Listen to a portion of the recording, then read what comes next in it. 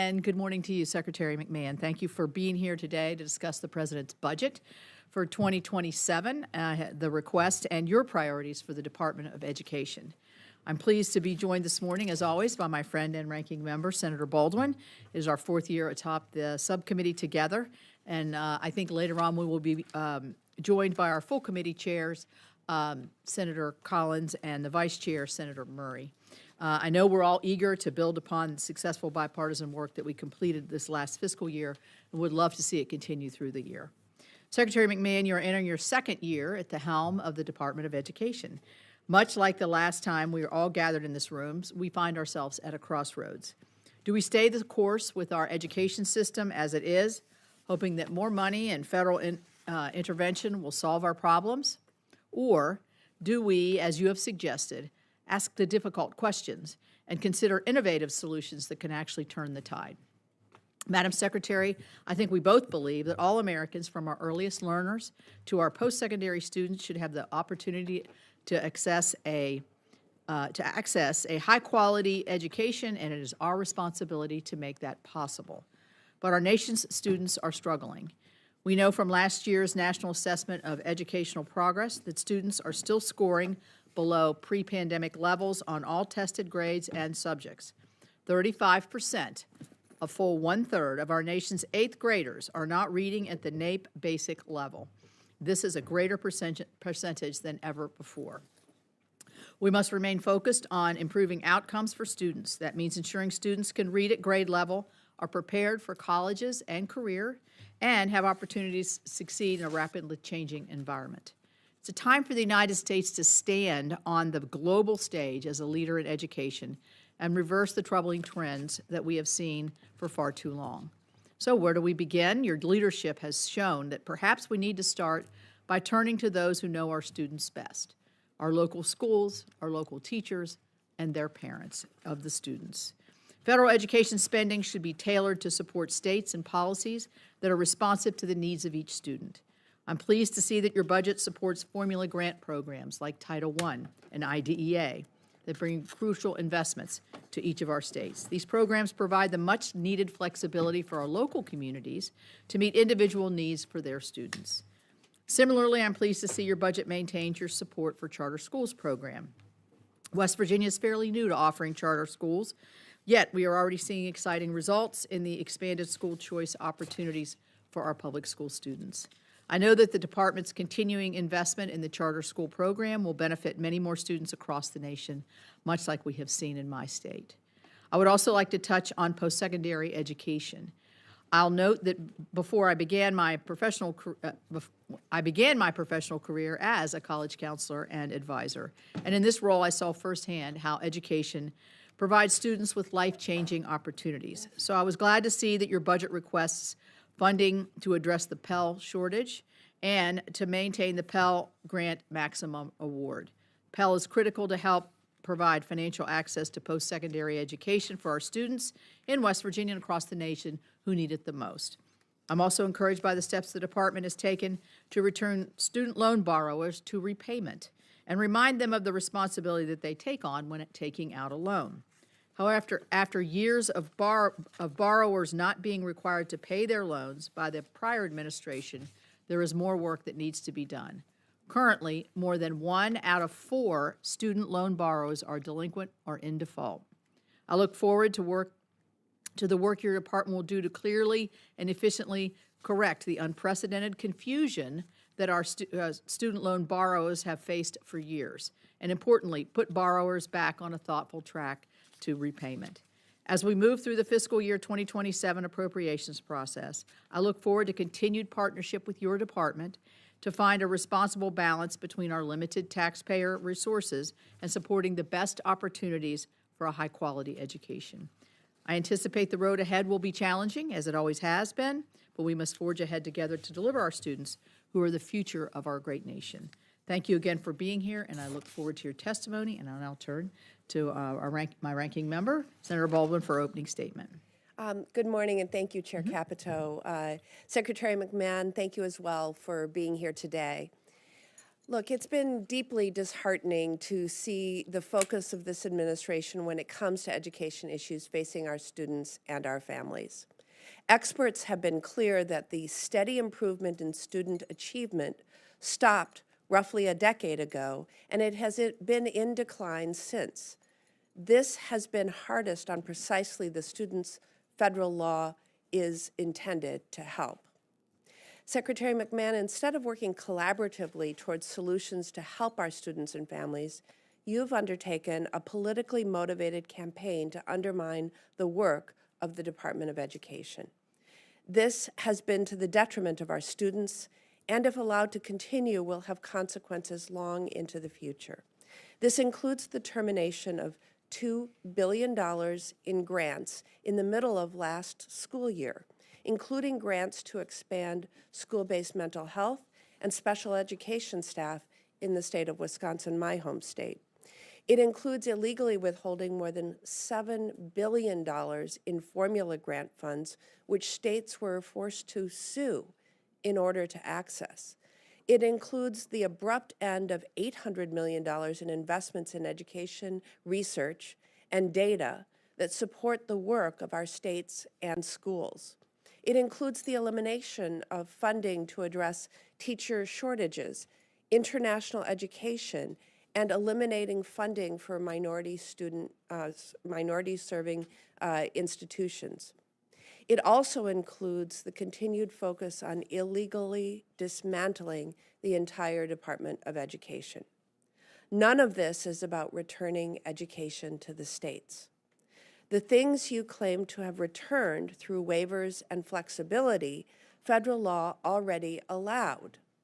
At the same time, you are asserting an unprecedented level of control over state and local education decisions. You are using the full power of the federal government to require states, school districts, and institutions of higher education to bend to the will of the Trump administration or face a loss of federal funding. What the department is doing is transferring the vast majority of its programs to other federal departments, agencies with little experience or expertise or capacity to administer them. This includes moving programs that support elementary schools to the Department of Labor. This isn't reducing bureaucracy, it's creating more of it, another layer of it. Where states previously primarily dealt with the Department of Education, they will now have to deal with multiple federal agencies. The department claimed without evidence success in transferring career and technical education and adult education programs to the Department of Labor. That transfer has not gone smoothly, and it has, in fact, cost taxpayers even more. The programs your department next plans to move are orders of magnitude larger and more complex, including programs like Title I, Impact Aid, and TRIO.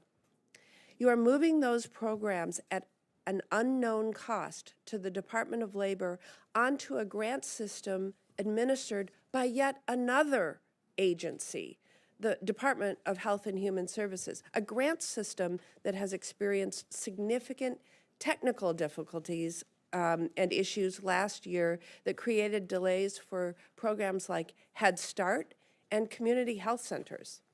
A system the Department of Health and Human Services has described itself as antiquated. This is a waste of taxpayer resources that creates additional complexity and significant risks for our states and schools, particularly rural schools. It also fundamentally misses the point about the role of the Department of Education, which is in large part about supporting states and schools and ensuring all students have access to a high-quality public education. The recent decline in student test scores is very concerning, but it follows steady progress over decades and does not provide evidence that we should eliminate the Department of Education. To the contrary, the Department of Education has helped some states buck those recent trends. It has helped states and school districts adopt evidence-based approaches through funding, research, and technical assistance to improve student outcomes. Instead of building on this work, the department is taking away important support while making everything more complicated. And that is not what our states, schools, families, and students need. Now we have before us a budget that proposes massive cuts to public education. This budget would raise the cost for families.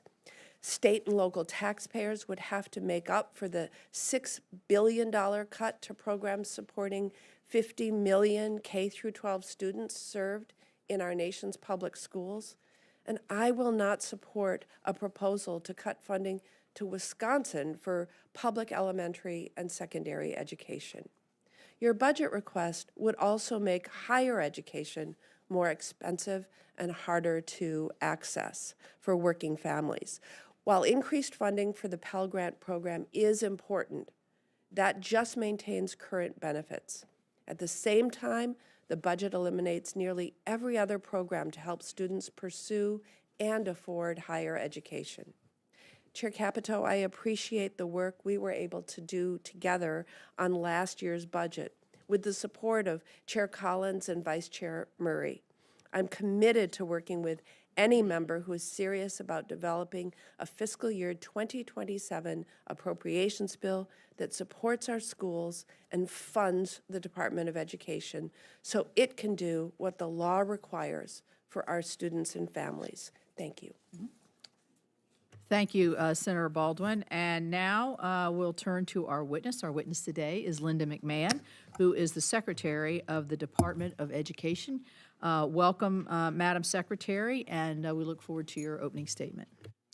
Thank you, and good morning, Chair Capito, Ranking Member Baldwin, distinguished members of this subcommittee.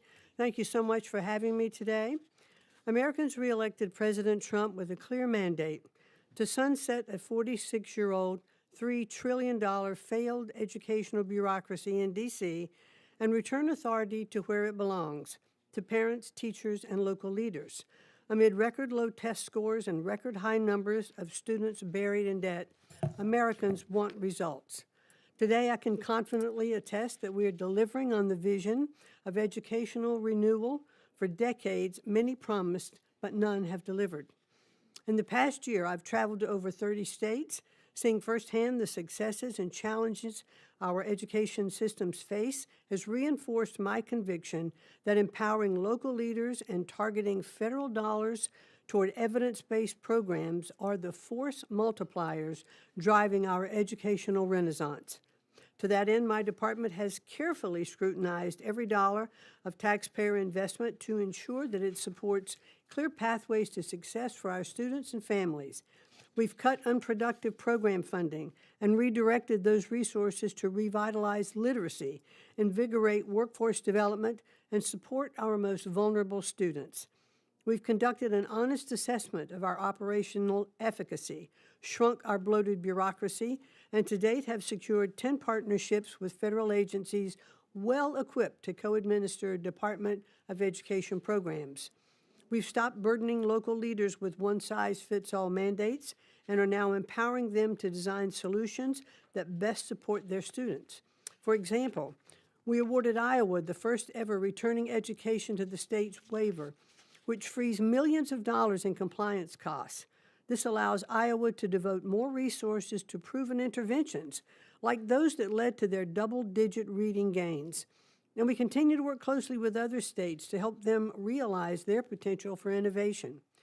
We're also expanding affordable, high-quality education options and restoring parents to their rightful role as the primary decision makers in their child's education. Thanks to President Trump and Republicans in Congress, the Education Freedom Tax Credit gives parents access to critical resources like scholarships, tutoring, and specialized services for students with disabilities, whether their child attends public or private school.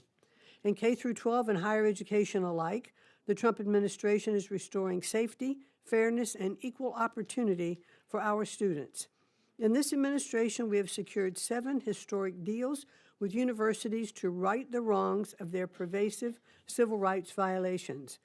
We've returned integrity to the broken federal student aid system for the 43 million Americans holding an astounding $1.7 trillion in federal student loan debt. Our simplified free application for federal student aid or the FAFSA form launched on the earliest timeline in program history, leading to a record 11 million submissions to date. We introduced a new earnings indicator, so students no longer take on significant debt without clear, reliable information. And thanks to our strengthened security measures, we have prevented over $1 billion in federal student aid fraud so far. We're also hard at work implementing the Working Families Tax Cuts Act, which simplifies federal student loan repayment, launches a new workforce Pell program, and will make post-secondary education more affordable. And today we're putting forward a request that accelerates these reforms. This year's budget request maintains full funding for the Title I-A grants to local education agencies, programs, devoting over $18 billion to serve children from low-income families. It includes $33 billion for the Pell Grant program, which supports low-income students, representing an increase of over $10 billion. It provides $2 billion in new Make Education Great Again grants, a historic investment to improve numeracy and literacy and remediate our decades-long academic proficiency crisis. And for our students with disabilities and their families, the Trump administration requests $16 billion for IDEA programs, which is an increase of more than $500 million. We've been clear. Shifting authority back to the states will not come at the expense of essential federal programs for support, much of which predate the department itself. When the Trump administration makes promises, we keep them, and with your partnership, we will unleash momentous opportunity for every child to realize their God-given potential. Thank you, and I look forward to taking your questions. Thank you. Thank you, Madam Secretary. And I want to turn to the chair of the full committee, Senator Collins. We're happy to have her here always, and she will lead off with the questions. Thank you.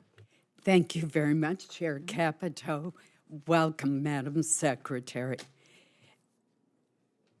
Madam Secretary, the administration's proposing to consolidate important K through 12 education programs into one big block grant, the Make Education Great Again grant.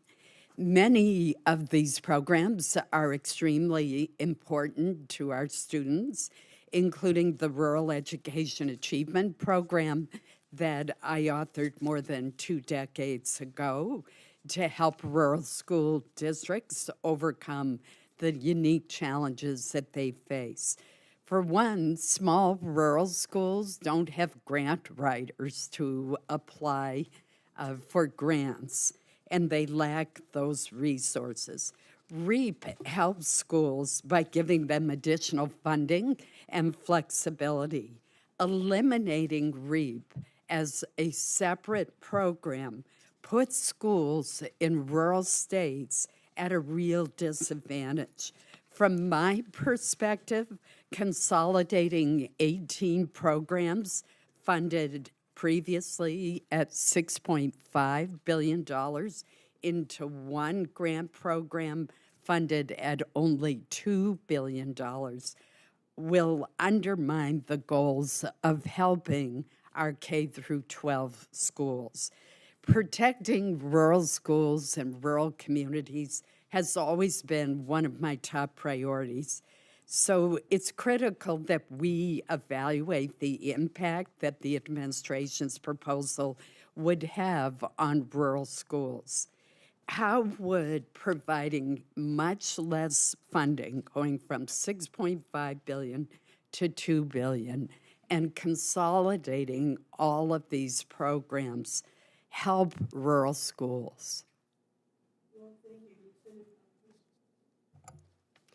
Thank you, Senator, very much for your question, and I know your passion for rural schools is much throughout Maine.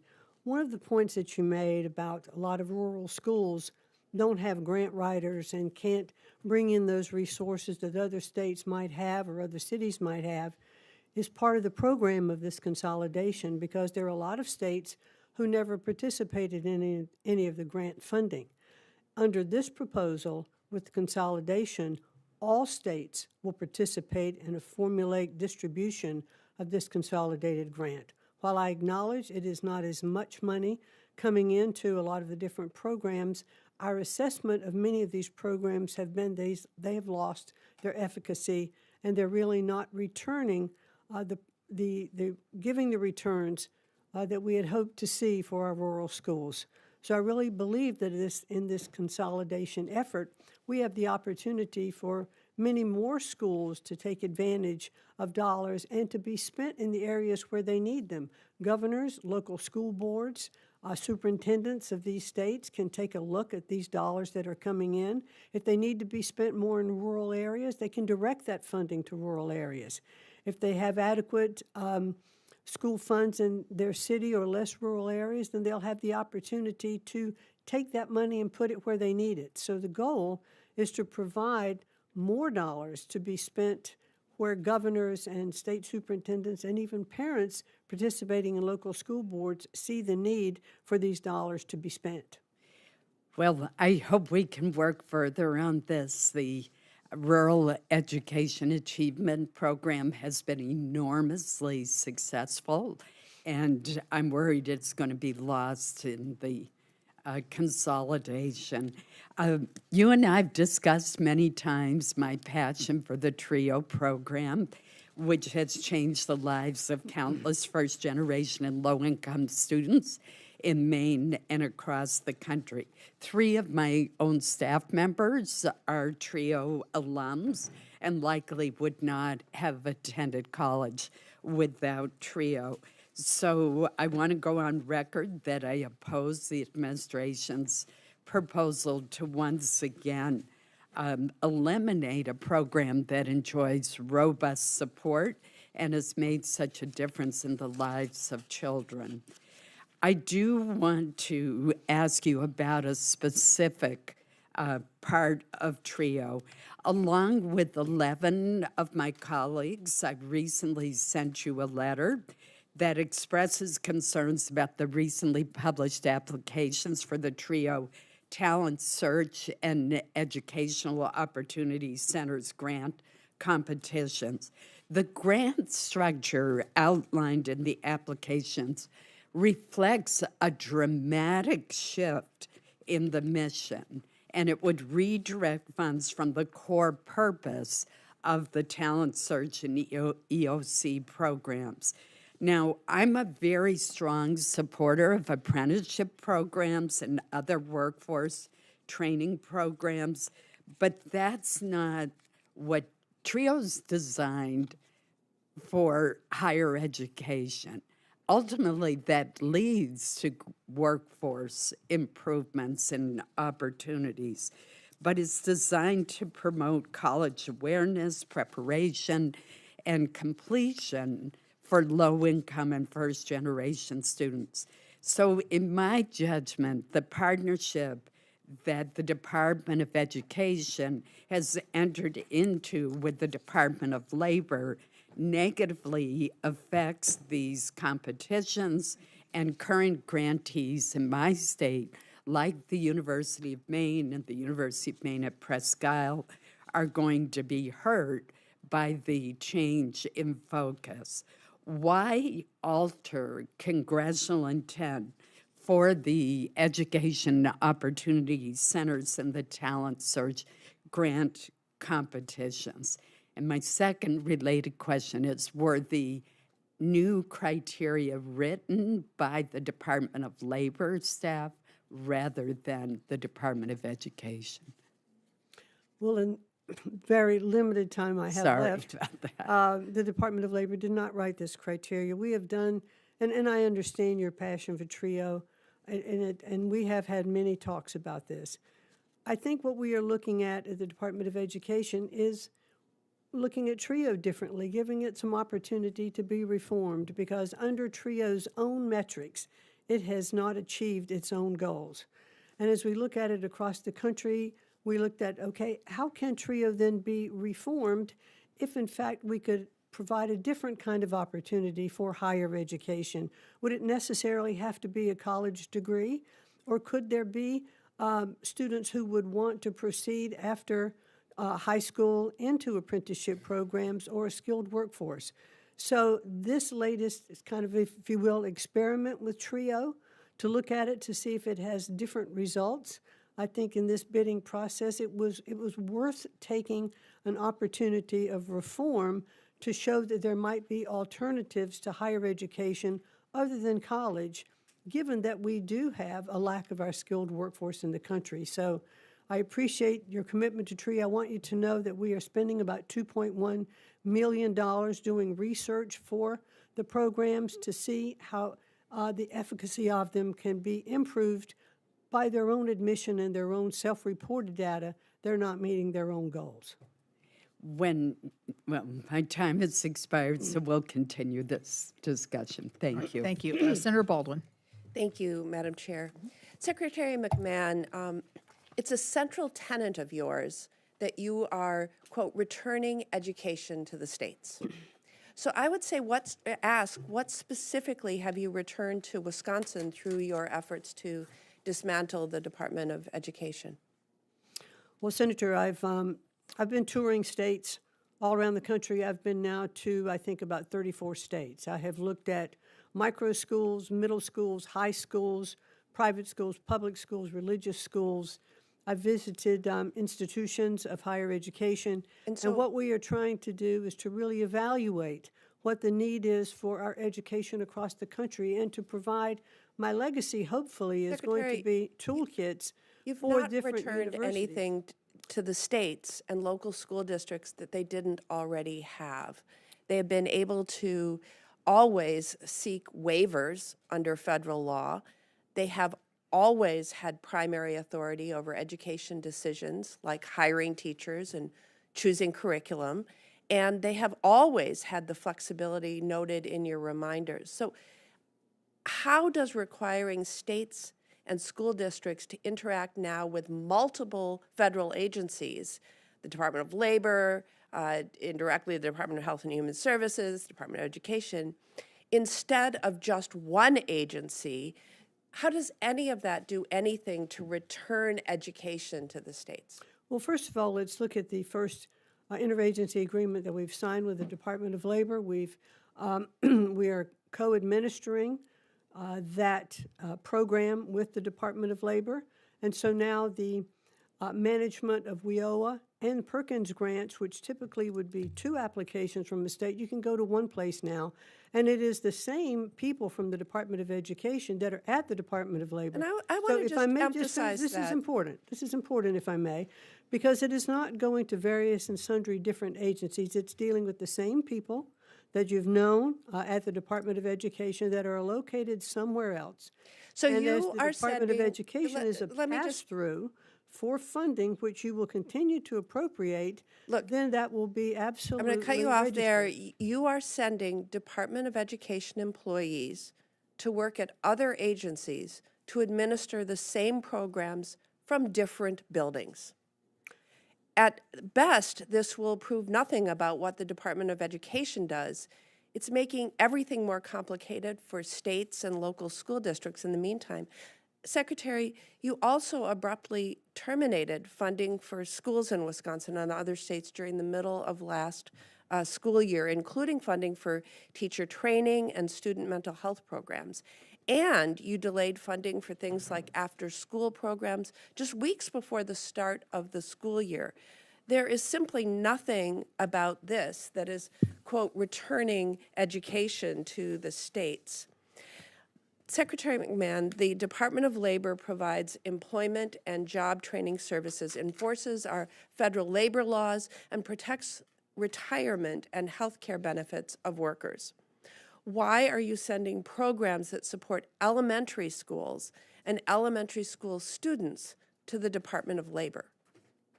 I certainly do think that as we look at how education should be viewed in our country, clearly there are many aspects of education.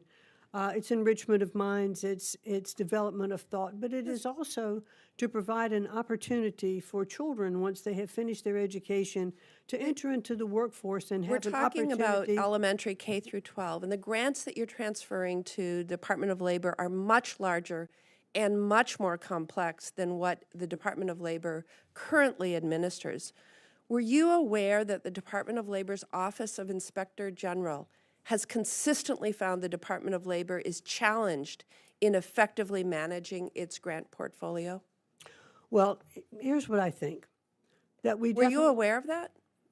yes. Okay. So I believe that there are opportunities in every agency to improve their grant programs. So you'll transfer education department grant programs to a department that is challenged in its current administration of grants. Senator, in any time that you were looking to make, let's call it, if you were looking at the business world, a merger, when you bring two factions together, do you believe in the end are going to be better serving the population that you are looking to serve? There's some hiccups along the way at the beginning, but in the end, this is a program that I believe will help our students as they go from K through 12 into higher education, be prepared for the workforce of today and the demands note of the in workforce closing of of our tomorrow. time- And that is why I think labor is an appropriate I would place note in to the closing of our co-administer these time that not programs. only are we talking about deficiencies in the Department of Labor's management of its grant portfolio, but the Department of Labor contracts with the Department of Health and Human Services to use their grants management system. And there were technical issues with one of those systems last year, which resulted in significant delays of Head Start and other funding.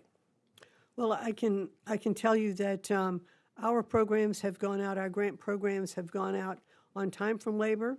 We have processed requests from over 56 states, over, I think it's $30 million at this particular, I think it's $30 billion at this particular point.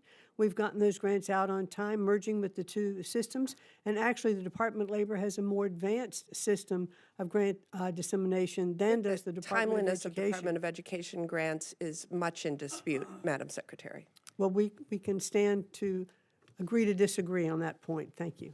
I'm going to stay on that, on the Department of Labor and the career and technical education aspect, because I think I'd like to hear from you. You mentioned how many states have been seeking grant, gotten their money through the Department of Labor, and it's what are the metrics that you're using as to determine whether this is a successful merger? Is it how many students are more self-aware when they come out of school? Do they want to go into apprenticeship? Do they want to go into a skill? Do they want to go to higher ed? Because I think there's obviously, we have so many workforce programs throughout the whole government in all different aspects of it that I do think consolidating these and matching it with education is a natural fit. So I'm going to assume, you said 56 state or 56 entities that you'd looked at. You said that in your last answer, I think. Obviously not 56 states because we only have 50, but so are you getting complaints about this from the states? I'm asking, what are your metrics that you're going to use to see if there's success? And are you getting complaints from the states that this is not working for them? Because I'm not hearing that from my state. We haven't gotten complaints. I think there were concerns at first. Were the grants going to go out on time? Were there going to be issues? And in merging, two systems and in having co-administering these programs at labor, clearly, there were some hiccups to begin with, which I think would be natural to work out. But we have worked them out. So I'm really pleased that in terms of the WIOA programs and the Perkins grants, those mergers have gone incredibly well, getting those grants out the door on time, and states have not issued any kind of complaints. And so I'm really satisfied now with how this is working as we move. What were your metrics, not to interrupt you, but the second part of my question was, what kind of metrics are you all looking at in the research to see whether this is successful? The metrics were they going out on time and getting to where they needed to go without complaints, just as it would have been at the Department of Education. All right, let me ask you about student loan repayment. Obviously, a lot of student loan borrowers were put into the SAVE program, which was deemed illegal by a federal appeals court, and lots of legal disputes. So, I mean, total confusion from student borrowers as to do they owe, do they have to pay, what. So, many borrowers are currently enrolled in a forbearance plan, but they're going to get instructed that they need to get into a legal repayment plan. How is that going? Is it eliminating the confusion? And I'm wondering, that's a big thing to tackle, but what is it, $1 trillion or something that is owed on this plan? It is a huge portfolio. $1.7 trillion in outstanding debt, and only about 40% of those payers are now trying any kind of repayment at all. And who can blame them? Over the last administration, trying to put into place the SAVE Act, talking about not having to repay loans. There were 7 or 8 different kinds of loan repayment programs, income-based deferments, et cetera. So what happened under, the Families Tax Cuts Act and the Working Families Tax Cuts Act is the consolidation now of loans so that there would be 2 repayment plans put in place. So what we're trying to do now is to move those who had entered into the SAVE program, which was declared unconstitutional, not be allowed, to move them into other repayment programs. Under the new bill, there will be 2, the RAP program and standard repayment. However, till that is in effect in 2028, someone could move out of the current system they're in into a different repayment plan, which is, I think, confusing. I'd rather see them move into the RAP, R-A-P, plan of repayment, which gives better terms than some of the current repayment plans. And also, if you're making your payments on time, you can get credit towards principal. The government will even match some of those payments toward principal. It's going to be, I believe, a much better system for repayment if we can move them into it. Is it confusing for a minute? Of course it would have to be when you have millions of borrowers who were moving into the SAVE program and hoping they weren't going to have to repay. That got stopped during COVID, then it didn't get restarted after COVID, and it is quite complicated to sort through, but I believe we are making really good progress. Well, I wish you luck, and we'll give you support on that. I think everybody is confused, and certainly the borrowers. And I'm with you. I mean, if you didn't think you had to repay, or if you thought you were going to get a year, forbearance, why wouldn't you do that? And there, I mean, there are people since 2020 who've borrowed money who've made no payments for over 6 years. Right. All right. Thank you. Senator Shaheen. Thank you, Madam Chair, and Ranking Member Baldwin for holding this hearing today, and welcome, Secretary McMahon. Thank you for the opportunity to talk to you last week. I want to start by following up on Senator Collins' questions about the TRIO and the Gear Up programs, as we discussed last week. Now, you said that you have metrics that show that those programs are not successful, but I have metrics that say, according to the evaluators, the Pell Institute and the Institute of College Success and Access, that in evaluating TRIO, that there are higher rates of retention for students in higher education. They have higher rates of graduation. They have upward bound students who earn a bachelor degree at twice the rate of non-TRIO first-generation students. So I would hope that you would share with this committee the metrics that you have that show that these programs are not successful. And I would just point out anecdotally, we heard from one TRIO alum, Heather, from Berlin, New Hampshire. She writes, "My childhood," and I quote, "my childhood was a gauntlet of domestic violence, alcoholism, and poverty. My upward bound summer literally pulled me out of a toxic environment and showed me that a different life was possible. My TRIO mentors stayed by my side, helping me navigate the applications and fees that would have otherwise been impossible barriers. I went from a kid stealing food to survive to a creator of knowledge conducting high-level research. Since her TRIO experiences, Heather has earned 2 bachelor's degrees, 2 master's degrees, and a PhD. And she finishes her story with this statement: TRIO transforms public investment into long-term economic and civic return. I am living proof, and I am forever grateful." Madam Secretary, is it the intent of this administration to eliminate the TRIO and Gear Up programs and other programs that help students who are at risk from accessing higher education? Senator Shaheen, thank you very much for relaying that. And that is a great success story for a TRIO program. And I'm sure there are many of those, around the country. However, As I pointed out, the evaluation of this program shows that they have been very successful. well, the metrics that I get, which are they're the self-reported metrics from TRIO, as we look at their percentage of graduation rates, et cetera, they are falling short Well, of their again, own would you metrics. please share those with the committee? I'll be happy to do that. Thank you. So can you answer, is it the intent to get rid of this program? As I mentioned before, we are spending about $2.1 million evaluating TRIO and looking to see if it should be revised. And, you know, and I am sure that the Appropriations Committee, as they did last year, if Congress chooses to fund TRIO, then we will work very closely with you to see what reforms we can do to make it better, if in fact it's better. But right now, it is a high cost to have TRIO programs. Well, it may be a high cost, but this Congress passed the president's One Big Beautiful Bill that provided a tax cut for people with an annual income over $1 million, and it's now costing the taxpayers over $1 trillion. It's added $4.6 trillion to the federal deficit. So I think comparing that to the cost of TRIO and Gear Up programs, which each cost $1.2 billion annually and provide opportunities for thousands of young people to better themselves, is a much better balance of payments. I would like to go on to another question, however.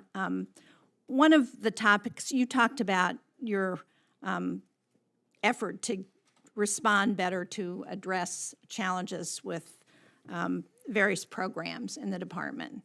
And one of the topics that my office gets a lot of calls about is the Public Service Loan Forgiveness Buyback Program, which is administered by the Department of Education. What we hear from applicants is that they have heard from your department that they will get their applications answered within 45 days.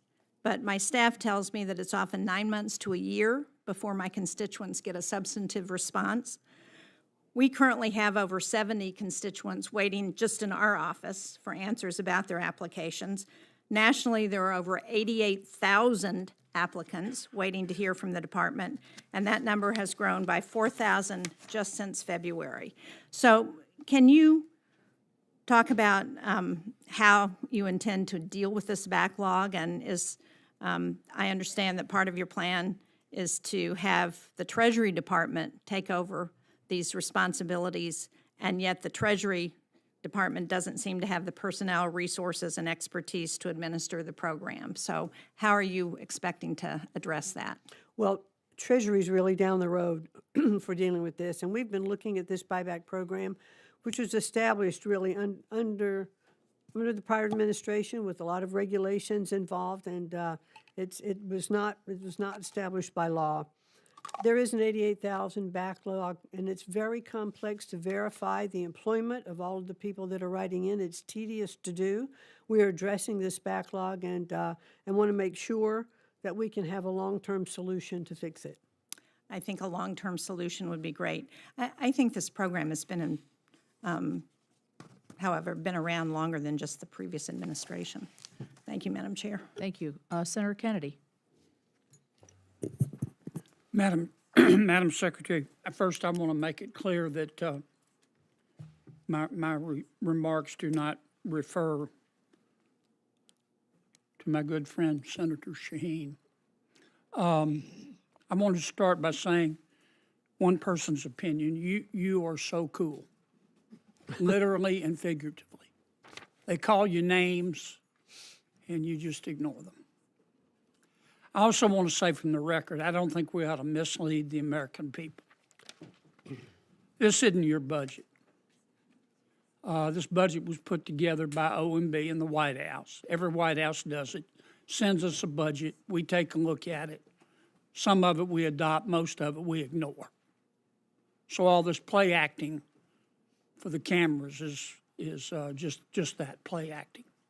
I want to take you down memory lane. I'm going to come back to the extraordinary job you've done at the Department of Education, which was, when you took it over, was the poster child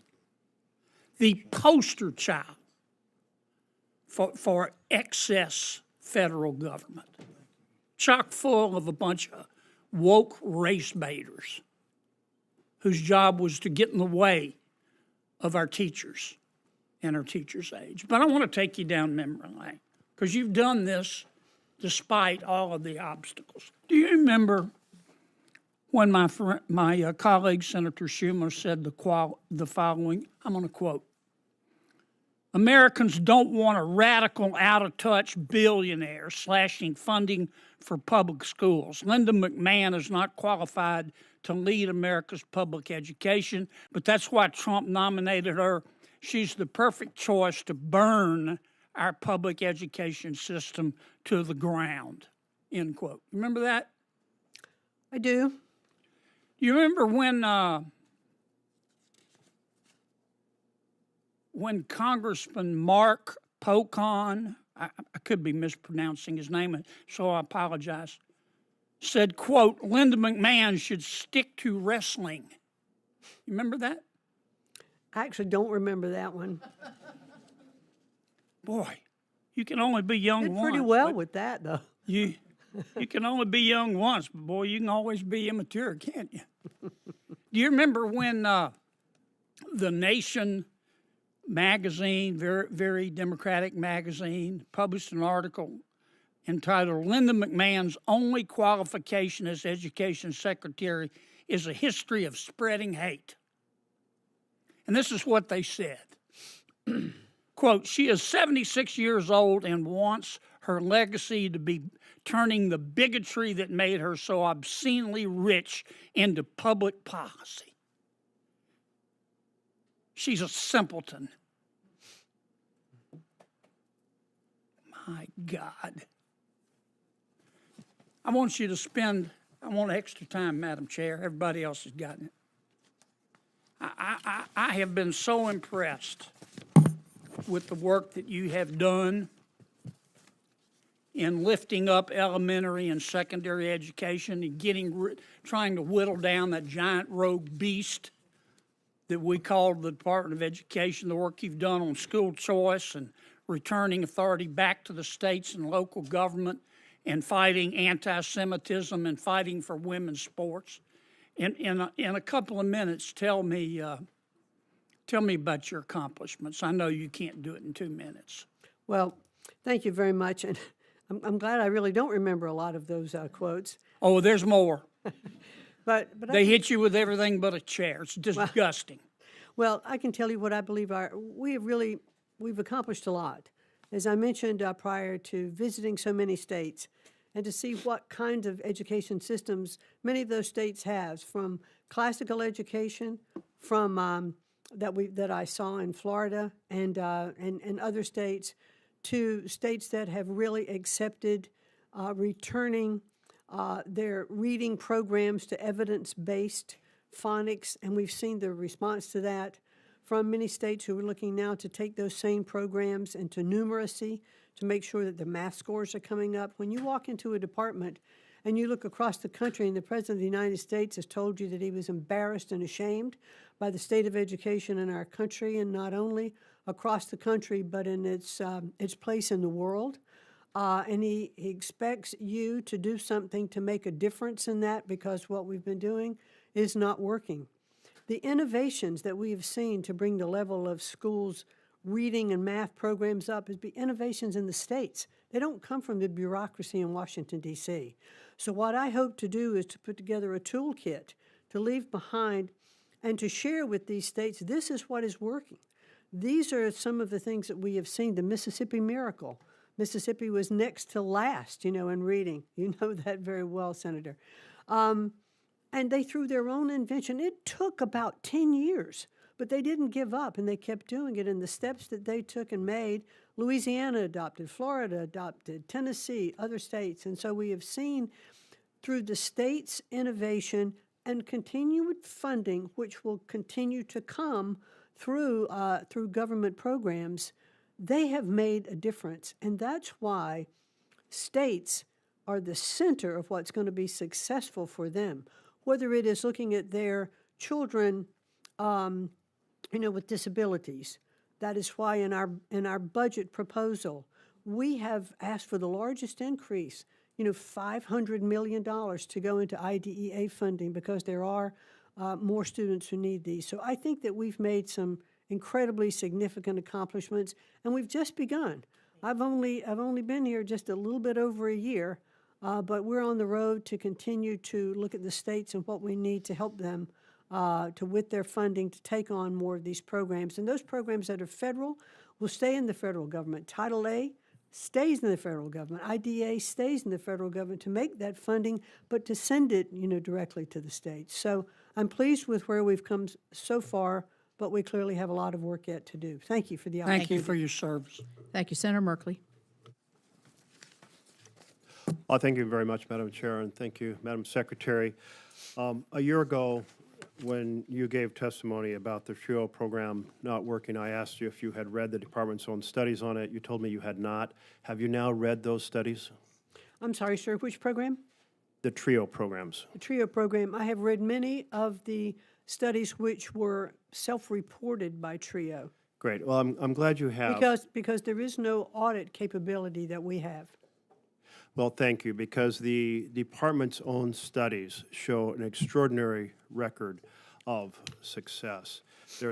When I think about the fact that you have the Talent Search students, 33% more likely to enroll in college, that you have the upward bound students twice as likely to earn a bachelor's degree, that you have the veterans upward bound 42% more likely to earn a bachelor's degree, et cetera. And I believe you were the first in your family to go to college. That's correct. As was I. I come from a very blue-collar, frontier, homesteading, timber background. And I knew nothing about the world of college. I stumbled into someone mentioning a deadline for college applications. I then stumbled into an assistant superintendent who advised me to apply to some colleges that had those early deadlines. But it's from that perspective that I believe that having conscious programs to help people overcome the cultural chasm that exists between blue-collar kids like myself and that college world that you have very little contact on is enormously valuable in America, and the stats from these programs are pretty damn impressive. I did want to draw your attention to the letter that Senator Collins and Senator Warnock sent about making this point and encouraging you to keep and increase and improve these programs. 6 Republican senators, Collins, Crapo, Risch, Langford, Tillis, and Murkowski, 6 Democrats. That's as bipartisan it gets. Folks from extraordinarily different backgrounds all saying this program bears merit. And I would like to submit this letter for the record, please. Without objection. Thank you very much. So I just want to emphasize the point that Senator Collins was making and Senator Sheen was making. Look at your own studies. Talk to the TRIO kids who come from these different backgrounds, had no idea, like I had no idea what college was all about, who found a pathway, and I got lucky. I stumbled into folks who gave me insight, but getting lucky shouldn't be the necessary way to bridge the chasm between the blue-collar, non-college communities like I grew up in and the college community and that opportunity. And I do understand and I support passionately the career technical education programs, but we already have those programs. Let's enhance those programs that are working, not convert this program, which serves a very different function. Second, I wanted to address the nursing education and student loans. And in OBA, it created a new federal loan limit for graduate and professional borrowers. And this is for federal loans. And in the rule that you've put forward, you've created a distinction for postgraduate nursing students and said basically they're going to be capped at $20,000, $500 annually. And there's a tremendous concern that those caps are going to decimate the ability for folks to be able to get post-baccalaureate nursing degrees. There's 150 members of Congress who signed a letter pointing this out. It's a very bipartisan letter as well. So I will submit for the record that letter. Thank you very much, Madam Chairman. Given our shortage of healthcare workers, given how few general practitioners we have, why are you targeting nurses as we face these dire healthcare and trying to prevent people from getting these graduate degrees? Thank you for that question. certainly nurses are not being targeted. And this is part of a rulemaking regulation that's still in the process of rulemaking, not quite finished. But this is not in any way to cast any kind of aspersions or any kind of review of the nursing programs or other of health service programs that have come under regulation for postgraduate degrees. It is simply by the definition that Congress itself wrote into the regulation as what considered a professional degree. And so by putting caps on some of those professions that don't fall into the category that has been absolutely determined by Congress under the regulatory environment, we hope to bring down the cost of college. So, Madam Secretary, if I might, this is I important. only have a few seconds. so $100,000 point. cap for graduates for Thank you. I hear those your point. degrees, and $200,000 for others. But here's the thing. The OBA bill did not make these distinctions. It's your rule that is proposing this distinction for nurses. So I'd encourage you to look at the actual OBA language. Second of all, the argument is that by, if I was making your case for you, that by reducing the loans, somehow people will get their degree for cheaper. That's not what happens. What happens is they have to go from the federal loans that have a lower interest rate to the private loans that have a much higher interest rate, and that makes it much less affordable and much less appealing to pursue these degrees. So it really has a devastating impact. The only people who are helped by that strategy are the private loan companies that make a lot more money. That is not helping our healthcare system. Thank you, Madam Chair. Thank you. Sir, I can tell you that our research has showed that over 90% of the nursing graduate programs in our country can be achieved for less than $100,000.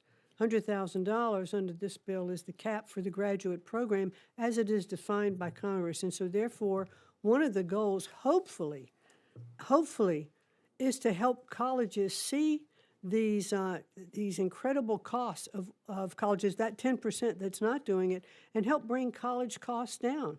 When you can go to one college and get a degree that the nursing program is going to cost $200,000, and another well-qualified college can deliver the same degree for $85,000, then it gives the consumers an opportunity to choose and making them aware of what these different costs of these programs are. And as I say, we're still in rulemaking. It's not final, but the final rulemaking will be soon. Madam Chair, can I just make a note on that?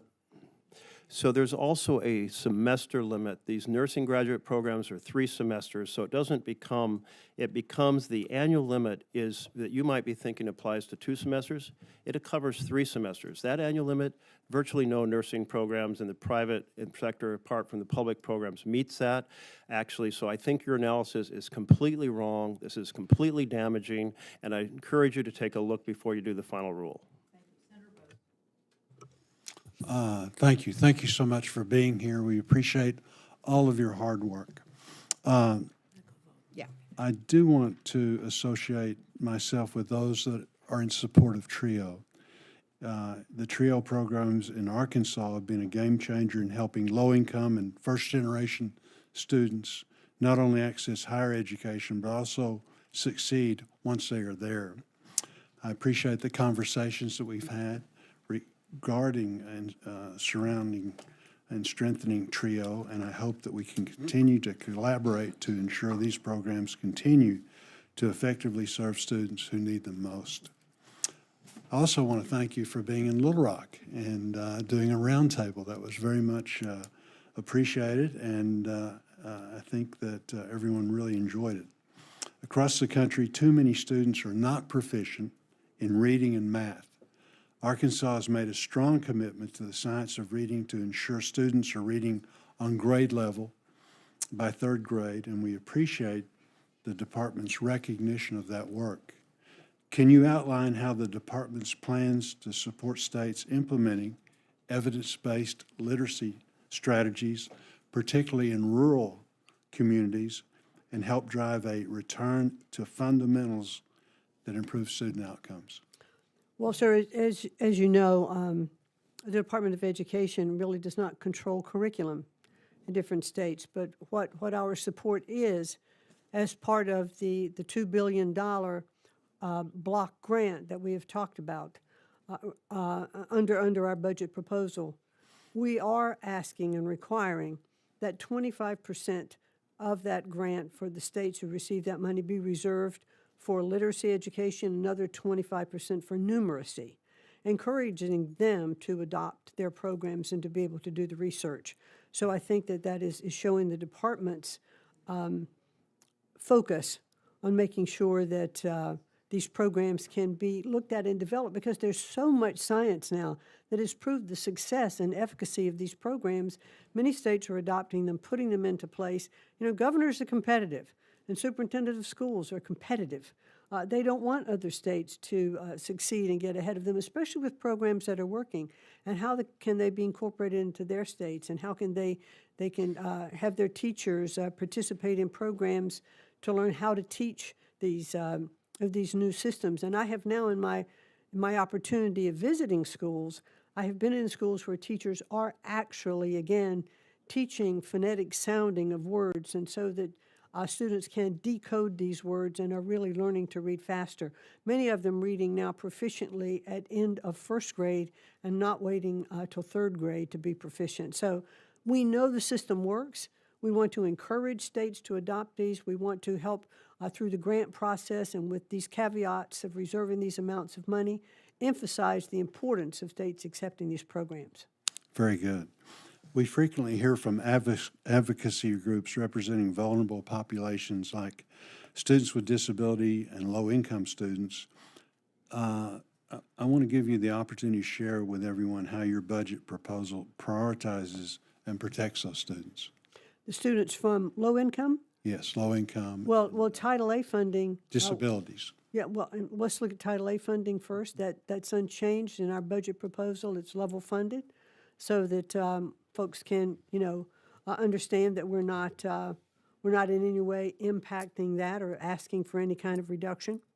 We have historic recommendation for IDA funding, which is $500 million more for students with disabilities. And also in the One Big Beautiful Bill, or the Working Families Tax Cut Program, as we look in the adoption of the tax-free portion of granting states the opportunity to opt into the programs whereby the private sector can contribute money to scholarship granting organizations. That's money that comes in that's from the private sector, not from taxpayer dollars. Those scholarship granting organizations can also then give money to families who are applying for those loans, and students that have disabilities can get special services, additional equipment that they need. Governors have to opt into these programs. I can't imagine why a governor wouldn't, but there are opportunities for our children with disabilities to have improvements. Very good. Thank you, Madam Chair. Now we have Senator Murray. Thank you very much, and thank you, Secretary McMahon. You know, I don't think the solution to helping kids who are falling behind is to destroy the Department of Education, but I know you and the President seem to think that that is the solution. I think that's kind of stunning, because I hear from teachers and parents in my state, hey, you know what I really need? Less funding? I just don't hear people saying that. I don't hear people saying, I really wish the federal government would do less to help student borrowers. But that is what you are proposing in this budget, tearing down the Department of Education even more. Why? So we have more money to throw at the Pentagon, trillions of dollars, $500 billion. I just have to say, as a former preschool teacher, maybe I'm biased, but I think that giving all kids, every one of them, a brighter future is really more important than shoveling money at defense contractors, but that is what's being proposed. So let me just start with this.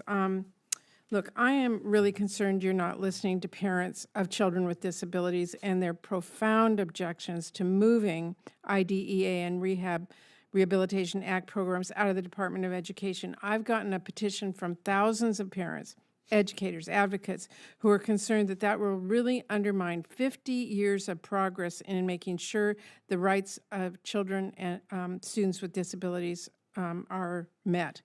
So I wanted to ask you today, what is the status of moving programs for children and students with disabilities out of the Department of Education? Currently, we are still evaluating where those programs would best be located, and we have not made that determination yet. We are looking at the Department of Labor for some of its programs. We're also looking at HHS for a potential home for some of those programs.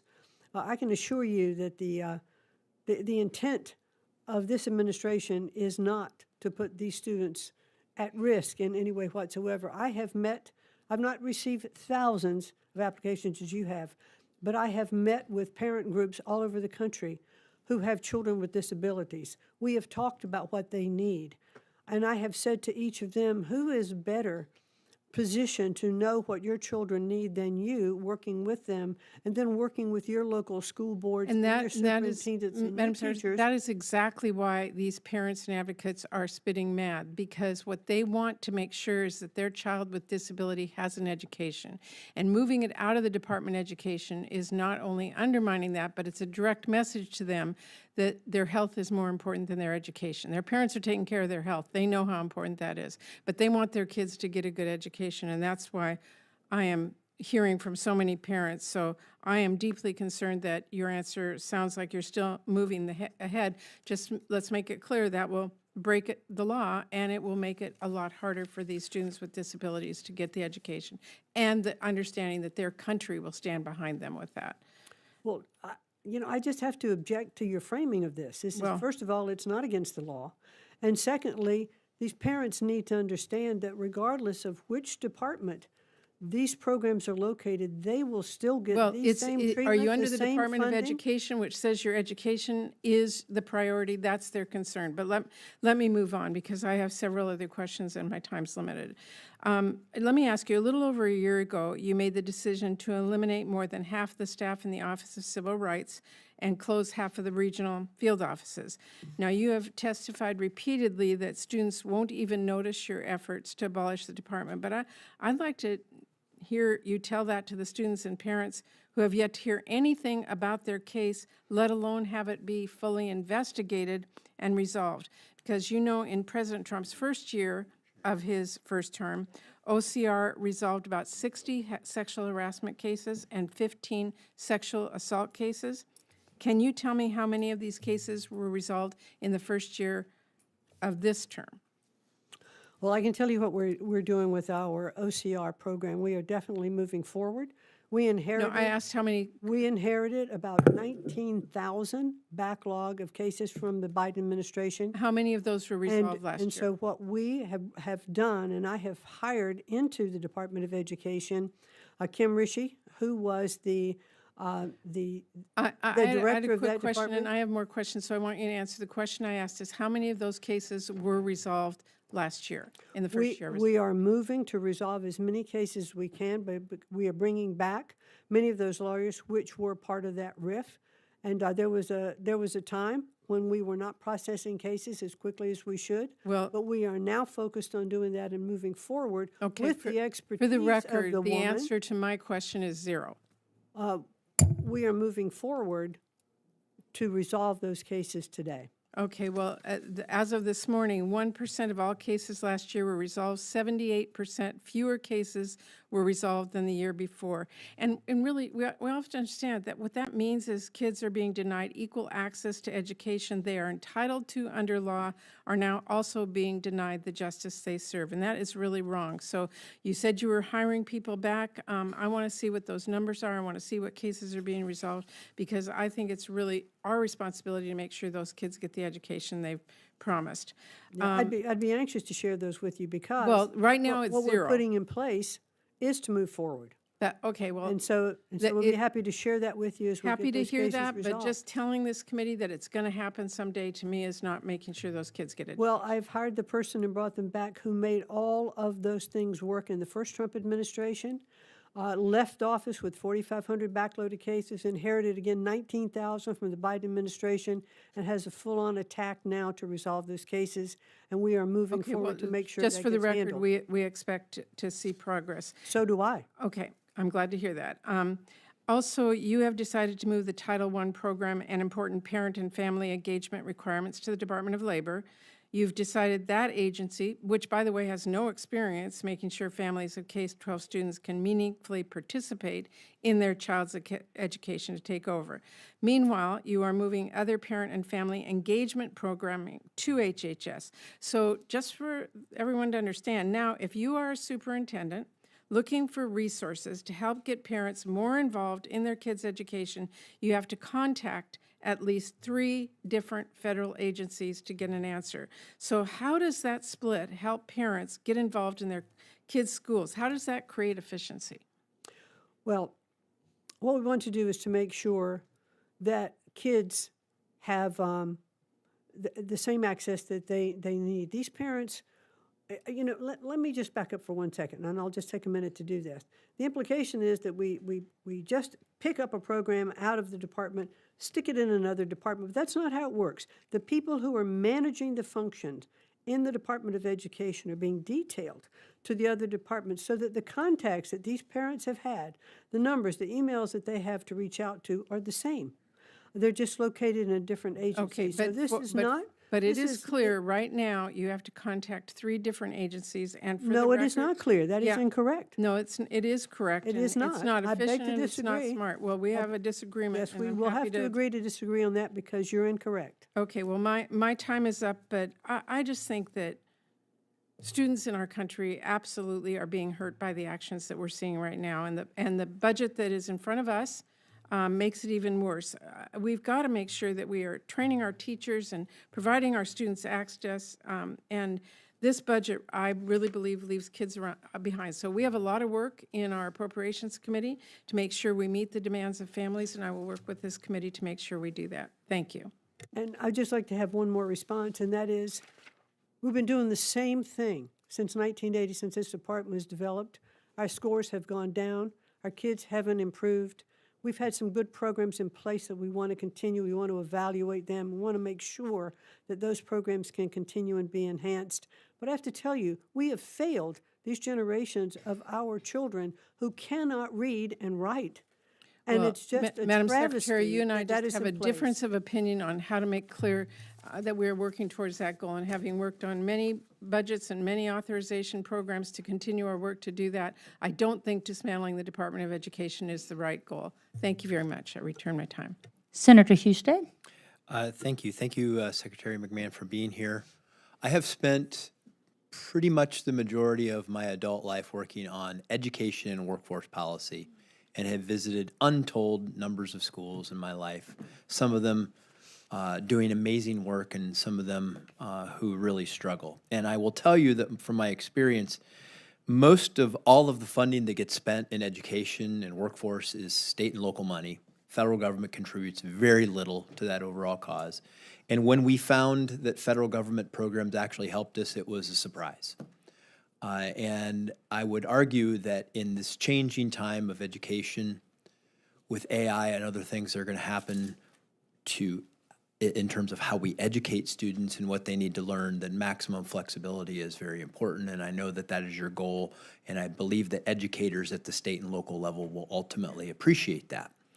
And but I want to focus on the provision in the Working Family Tax Cut Plan on workforce Pell, because employers, I know this from talking with them and working with them on a regular basis, are prioritizing skills over degrees, because you need skills over degrees in terms of how technology is playing its role in our workforce. And the Working Family Tax Cut Plan with the workforce Pell allows for a Pell grants to be given for credentials and skills that will focus on in-demand jobs and high-wage jobs.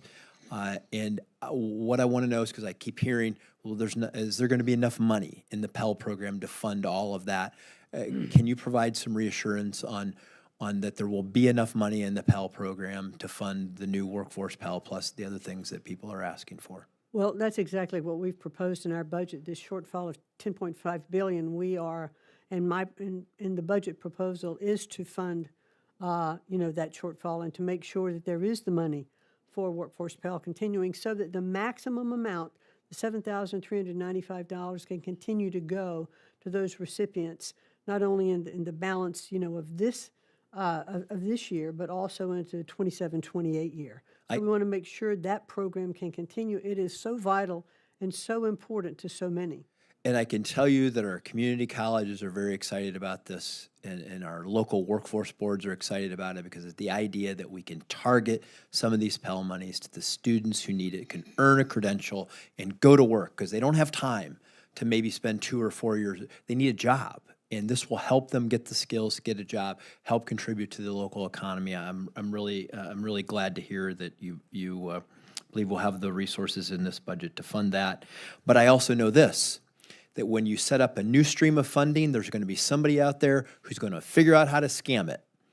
And so I want to just encourage that the rules be written to focus on making sure that we're gearing those dollars for students who are going to earn credentials that are actually valued in the workforce and that will translate to a job and a pathway forward. But it brings me to my next question, because I know Senator Tuberville and I are working on a task force to prevent fraud in education. Can you talk with us, Workforce Pell, other initiatives that you're doing to make sure we're not being scammed and that the money is going to where it needs to be focused? Well, let me focus for 1 minute on the FAFSA application process for student loans to go to college. One of the things that we found as we put in our new process and as we revamped the entire FAFSA system, we found out that through AI, that bots were getting loans, ghost students were getting loans, not only in our country, but they were applying outside of our country and getting loans here. We have already saved $1 billion through new credential verification in the FAFSA program. And I believe we had a press release that went out yesterday or today, even talking about the new program that we were putting in place for colleges and universities. Online, someone's applying, they actually have to show their ID, online. And it was also a backward-looking program for grants that had already been processed. And we've also already discovered another $400,000 in attempted fraudulent applications through the FAFSA process. So we are making great headway in preventing dollars going out the door that would be through Pell or for other applications into college. So this is a really, really big announcement and headway. Thank you, because if you want to trust the funding, you have to trust that the money is being spent properly. And then just Correct. one quick last question. I know that career tech money, adult education money is being sent over to the Department of Labor, and that, which can be a perfectly appropriate thing to do since we're talking about labor workforce skills. Are you confident that this funding stream for those vital programs will not be disrupted? Yes, and it's going out the door as it should for these grants. Already 56 states and territories.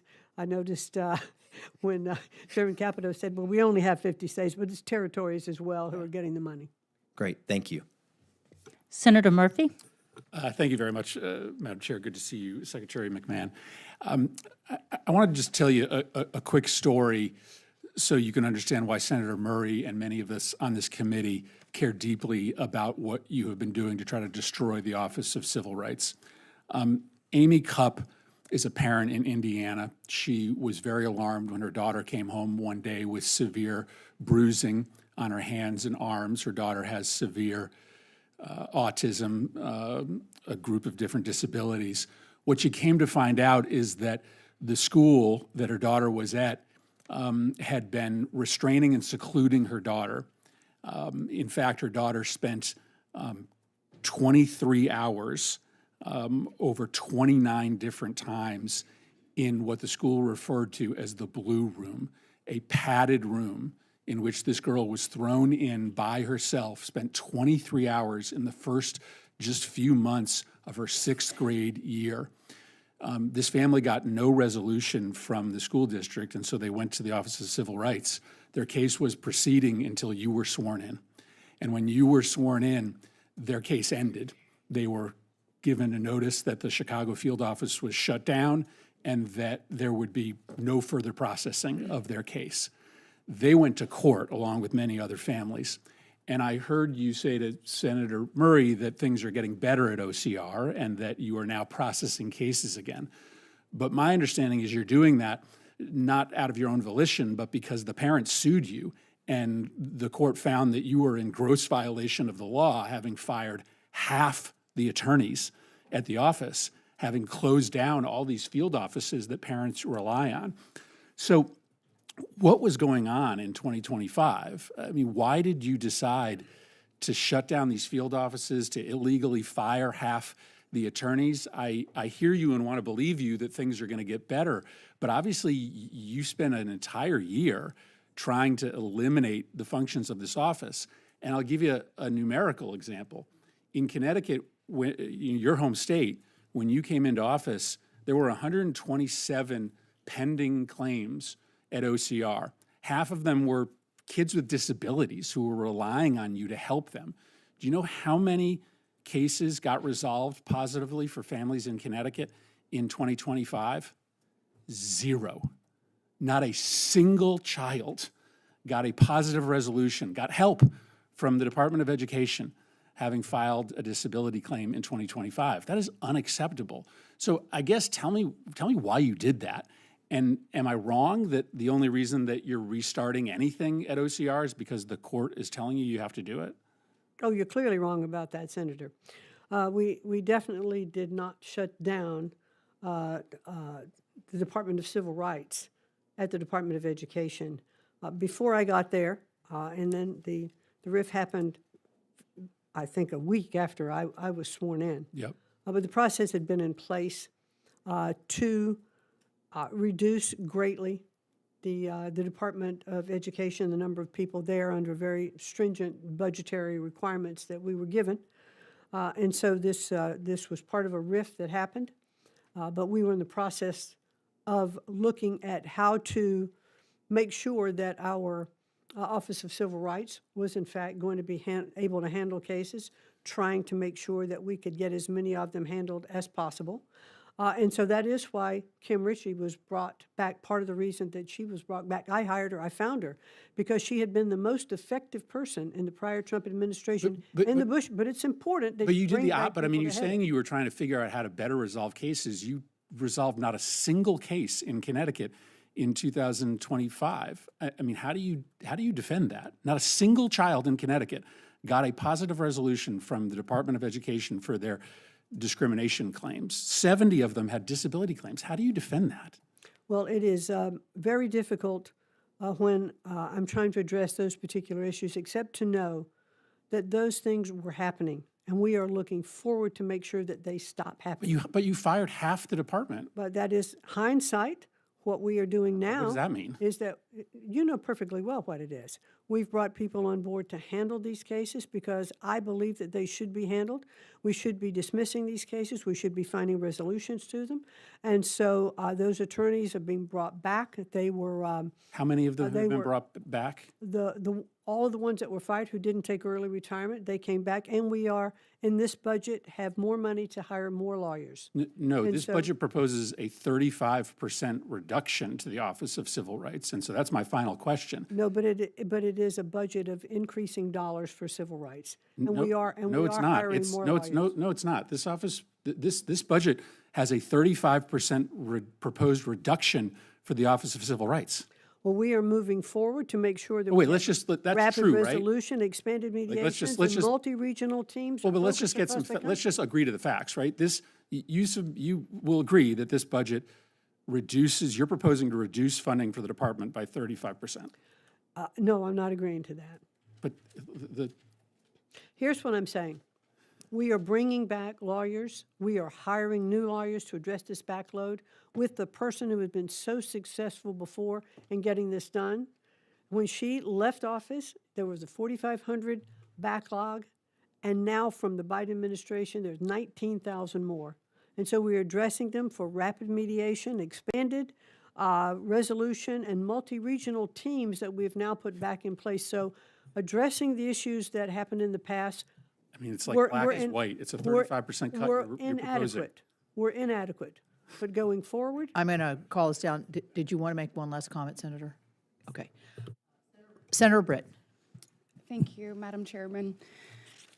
Madam Secretary, thank you for your time today. I realize the Department of Education is actively investigating Brown University in light of the tragic murders that occurred on campus last December, and you might be limited in what you can actually share. Public reporting from local stations and student news outlets has made it clear to me that the murder of Ella Cook, her fellow classmate, and the wounding of 9 others were entirely preventable. They were the predictable result of more than a decade of ideological degradation and the vilification of police and law enforcement at Brown. In 2013, student activists demanded and ultimately accomplished the cancellation of a lecture titled, quote, "Proactive Policing in America's Biggest City." This was to be done by then current NYPD Commissioner. Brown responded not only by canceling that, but by ramping up DEI infrastructure and campus climate work to address the, quote, racial justice concerns that the protesters raised. Throughout the fall of 2015, student activists demanded the university further emphasize and invest in DEI practices, criticizing Brown's $100 million plan to, quote, improve race relations as insufficient. The following year, Brown formally announced it would invest $165 million in DEI and strip away its proactive policing protocol and replace it with, quote, community service models. In 2020, after more activism, Brown declared its Department of Public Safety would adopt a, quote, phased approach to reducing reliance on police. In 2021, the university received a bomb threat from a caller who claimed to have placed bombs throughout campus and said to be armed with an AR-15. The caller threatened, quote, "If any police approach me, I'll open fire on them immediately and any other student I see," end quote. Michael Greco, after 18 years as a Brown police officer, he was one of the ones that responded to this incident. He testified under oath that during the 2021 AR-15 and bomb threat, leadership explicitly ordered responders off recorded radio channels, deliberately concealing an active shooter threat from the Providence Police and the Federal Clery Oversight Act. In the summer of 2023, a Brown police sergeant was made aware of another potential mass shooting threat made against Brown. When the sergeant urged university leadership to cancel a children's reading event scheduled for later that day, he was brushed off. His leadership later described his actions as, quote, bordering insubordination. In 2024, campus activists claimed the university's existing security apparatus, a few security cameras, and a debilitated police force, that it constituted a, quote, instrument of oppression, end quote, that furthered the university's goal to, quote, criminalize protest. Faced with this backlash, President Christina Paxson issued a university-wide email formally apologizing for the perception that the university was, quote, engaging in surveillance. This response reveals the administration's attitude that its own physical security infrastructure they view as a political liability rather than a life-saving necessity. In April of 2024, an unsecured door allowed 2 criminals the opportunity to rob students at the Everett Poland dorm on campus. Brown did nothing. On August 27, 2025, the Brown University Police Sergeants Union issued a unanimous vote of no confidence for Brown University Police Chief and his deputy. Brown did nothing. In October of 2025, the Patrolmen's Association issued an additional unanimous no confidence vote explicitly warning of exhausted officers, forced overtime, and, quote, ongoing technology failures, end quote. Brown did nothing. In November 2025, custodian Bill Kane emailed Executive Vice President directly concerned about the unauthorized access and lack of patrols. Brown did nothing. So by the time we get to December 13th, the day that Ella Cook lost her life, there were 15 vacant officer positions, resulting in only 5 officers protecting campus that day. A 15-year veteran custodian, Derek Lisi, saw the assailant casing the place for weeks, Madam Secretary, pacing hallways, ducking into bathrooms, and staring into room 166. The custodian reported this to the security contractors on campus not once, but twice. The security staff responded with, quote, "I'm not here for that," end quote. The murderer himself later admitted that he planned to attack for 6 semesters and had, quote, plenty of opportunities, but he kept chickening out. Opportunities that Brown's gross negligence allowed. At 4:05 p.m., Providence Fire Department was alerted that shots were fired at Barris and Holly Engineering Building. Instead of activating campus emergency alarm system, Brown waited 17 minutes, knowing that there was an active shooter on campus to alert students of that threat. During the 17-minute void of official communication, the assailant was able to fire at least 44 rounds from a 9mm handgun, completely unchallenged, and escape. Responding law enforcement then quickly realized the security cameras were non-existent, turned off, and unstaffed. Throughout the remainder of the day, the university proceeded to send out and subsequently retract multiple falsehoods regarding the suspect and another active shooter near campus. Brown University's leadership didn't just fail to protect its students. They actively dismantled every layer of protection that could have stopped this massacre and prevented the murder of an MIT professor 2 days later. Madam Secretary, it is clear to me that Brown, in my opinion, has violated the Clery Act. And Madam Secretary, will you please confirm that your department is investigating this matter in a timely and a thorough fashion? If I could interject here, just because we're a little bit over and we've got other people, if you could quickly answer that question, and then maybe if you have some questions for the record that you more. I have no more questions, except for I would like all of this submitted for the record. Without objection.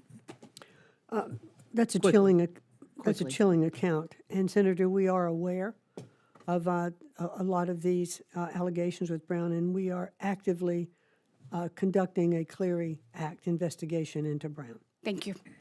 Thank you. Senator Durbin. Thanks, Madam Chair. Secretary McMahon, welcome. Last year when you appeared before the subcommittee, I gave you a pop quiz. I'm going to give it to you again. What kind of school in America enrolls 8% of American college students but accounts for 30% of all student loan defaults? For-profit colleges. Correct. You aced the exam. These two numbers tell quite a story. For-profit colleges mislead students into believing they can get certain jobs and salaries if they stick with and graduate. In reality, they charge high tuition rates, provide little, if any, support to students while they're in school, and leave students with a worthless degree. 8% of the students in college, 30% of the student loans, for-profit colleges. I send a letter every year to every high school principal, teacher, and counselor, warning them that the glossy mailings which these students receive about these for-profit schools don't tell the whole story. Let's talk about Vicki Vinces, one of my constituents. She wanted to be in law enforcement, thank goodness. She went to Westwood College, one of the worst actors in America. After 3 years of juggling full-time jobs and going to school full-time, she learned that her degree from Westwood was virtually worthless. By then, she had $50,000 in debt to this for-profit school. She dropped out because she couldn't afford another penny of debt. Under the Biden administration, there was good news. In August of 2022, 79,000 students who attended Westwood learned they would receive financial relief they were entitled to through a program called Borrower Defense. You know it well. It allows students to seek loan discharges if the schools lied to them or participated in misconduct. That was nearly 4 years ago. In 2026, 12,000 of those borrowers have not received the discharges they were promised. Instead of throwing these borrowers a lifeline, you've chosen to close the department. Can you tell me, do you believe that the for-profit colleges that misled students about job placement and salaries should be held accountable? I think that all colleges and universities should be held accountable for their programs, absolutely. Should the department honor its promise to discharge these student loans? Yes, and sir, I would like for you to please understand that it is not my goal in dismantling anything to walk away from any of the responsibilities that are there. So that's a wrong mischaracterization. Why wait? Why, it's been a year and a half with this new president. Why wait? I think that it is in the process of all these accountings, and I'm not sure where they all are, but we will not walk away from these responsibilities. If you'd please give me a report on that, I'd appreciate it. Be happy to. 6 decades ago, Congress created the TRIO program, helping low-income, first-generation college students succeed in college. Illinois is a leader in this program. Illinois received more than $49 million in TRIO grants to help 37,000 students. Money well spent as far as I'm concerned. When we talked on the phone about this program, you said you needed to know if it was successful. Let me tell you the story about how TRIO changed the life of one of my constituents. Cornelius Griggs grew up in foster care, had a rough childhood, found the TRIO talent search program in high school. It helped him study for the ACT, develop productive habits, and apply and enroll in college. He went to Chicago State University, committed to studying hard. It paid off. In his freshman year, he made the dean's list. At Chicago State, he participated in another TRIO program, McNair, which helps undergrad students pursue a secondary degree. After graduating with a bachelor's degree, Cornelius earned his master's degree from the Illinois Institute of Technology, one of the best. It was in industrial technology and operations with a concentration in construction management. He used his education to found GMA Construction Group, a $400 million company, 67th largest general contractor in the Midwest. Madam Secretary, that's what America's all about. That's what TRIO is all about. How do you explain your department's request to eliminate the TRIO program? Well, Senator,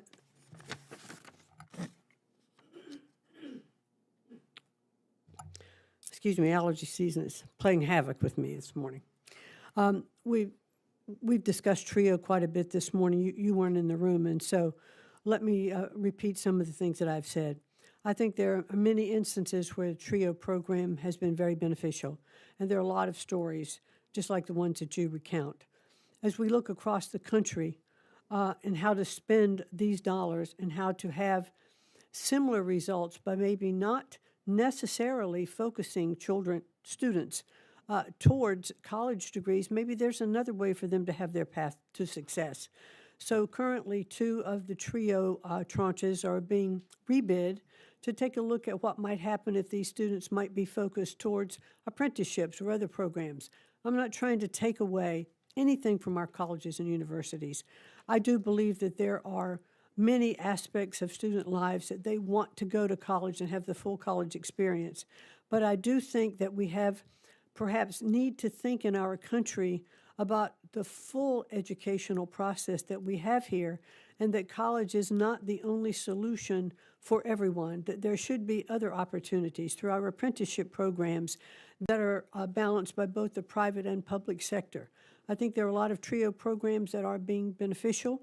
We are in the process of spending about $2.1 million of investigating and research in the TRIO programs to find out how they can be more beneficial and productive should Congress decide to continue to appropriate the funds towards TRIO. Madam We would like for Secretary. them to be the most effective possible. Madam Secretary, I couldn't agree with you more. American kids deserve both. Please keep TRIO alive. We need it. Thank you. Senator Round. Thank you, Madam Chair. Madam Secretary, welcome. Let me just begin by saying thank you very much for taking the time to visit South Dakota and to talk about the goals moving forward with regard to the planning that you've got to deliver education decision-making back to the states. Before I really kind of get into that portion of it, I'd like to kind of share some concerns as well with regard to the TRIO program. I think this is one that a lot of folks have got some concerns, and I would just ask that with the amount of attention that you've seen here in this committee, if you would just commit to us that you would just do the follow-ups on it with some of the concerns that have been expressed about the loss or the changes to the TRIO program, and that it is a sensitive area. Certainly will do that. Thank you, Madam Secretary. I've appreciated your willingness to visit the issue of bringing the decisions for education back to the states, and your returning education to the states tour I thought was a really good idea. I like the idea that those decisions should be made at the local level, and I think there's a number of areas within the Department of Education that we've been working on through legislation, trying to divvy back out again to the departments that they were in before the department was ever created. I like the fact that you've been working very hard at doing agreements with other agencies in which you would take something which is currently with the Department of Education and moving it back over to where it was before 1980. I like those ideas.